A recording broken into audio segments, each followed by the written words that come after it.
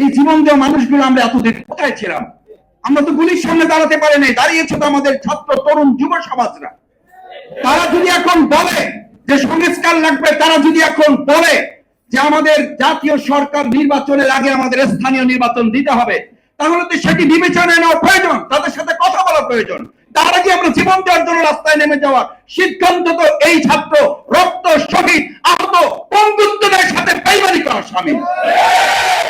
এই বাংলাদেশকে আমি আপনি একজন ব্যক্তি কিংবা কোন একটা দল এই 2025 সালের এখানে প্রেস ক্লাবে দাঁড়িয়ে আপনার কথা বলার পরিবেশ তৈরি করে দিয়েছে। আমার নেতা আমার নেত্রীকে কি জেলখানা থেকে আপনি আমি আমরা মুক্ত করেছি? তাহলে যারা আজকে এখানে দাঁড়িয়ে আমরা কথা বলছি, আজকে জীবন দিয়ে দেব, আজকে তাহলে আমরা এই বক্তব্য মূলত একটা জাতিকে ঐক্যবদ্ধ করার নমুনা বহন করে না।